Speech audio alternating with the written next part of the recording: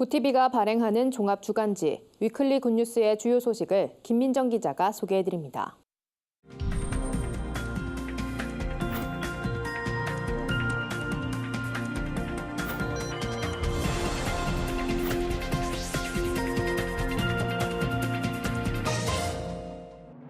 이번 주 주요 뉴스 브리핑입니다.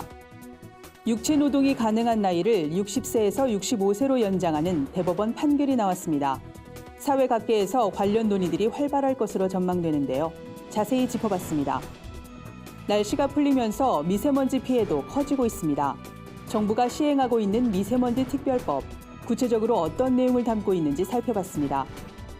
집값과 전셋값이 하락하면서 세입자가 보증금을 제때 돌려받지 못하는 역전세난이 확산하고 있습니다. 주택 세입자들의 불안감이 가중됨에 따라 시급한 대책 마련이 요구됩니다. 올해는 호주 선교사가 한국에 파송된 지 130년이 되는 해입니다. 지구 반대편에서 건너와 복음의 씨앗을 뿌렸던 최초의 호주 선교사 조셉 데이비스를 소개합니다. 대법원이 육체노동 가동연한을 만 60세에서 만 65세로 상향 조정했습니다. 100세 시대로 접어든 만큼 당연한 판결이란 반응이 대부분인데요. 30년 만의 변화인 만큼 법정 정년에 대한 판단을 비롯해 보험과 연금 산정 등에 영향을 끼칠 것으로 예상됩니다. 우선 정년을 연장하는 문제는 충분한 사회적 공감대가 필요하다는 목소리가 높습니다. 기업의 지불 능력과 임금 체계 개편, 사회보험제도의 변화 등을 두루 고려해야 한다는 겁니다. 손해보험업계의 경우 보험회사와 가입자의 부담이 늘어날 수 있다는 입장인데요. 장기적으로는 이를 감수해야 한다는 게 전문가들의 견해입니다. 추위가 한풀 꺾이면서 미세먼지의 공습이 더욱 강해졌습니다. 피해 규모가 커짐에 따라 정부는 미세먼지 농도가 심각한 수준일 경우 지자체가 저감 조치를 취할 수 있도록 하는 특별법을 지난달부터 시행하고 있는데요. 서울시에서는 비상저감 조치가 발령되면 오래된 경유차 등 5등급 차량의 운행이 제한됩니다. 이 밖에 시도별로 교육시설의 휴업이나 수업 단축, 취약계층 보호 조치를 취할 수 있습니다. 올 봄엔 황사도 기승을 부릴 것으로 보여 시민들의 우려가 커지고 있는데요. 특별법 시행이 얼마만큼의 효과를 거둘 수 있을지 지켜봐야 할 것으로 보입니다.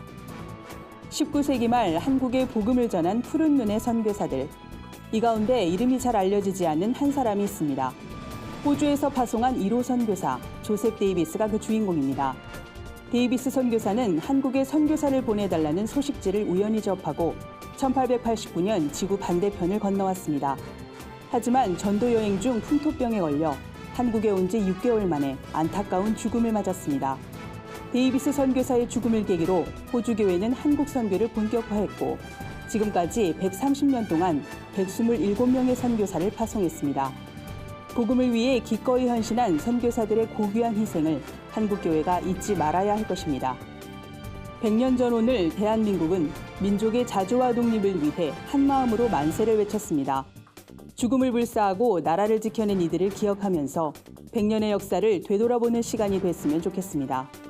북미 정상회담 이후 한반도 정세에 쏟아지는 관심이 뜨거운데요. 한반도 평화를 향한 행보도 희망의 걸음을 계속할 수 있길 기대해봅니다. 지금까지 위클리 뉴스 브리핑이었습니다.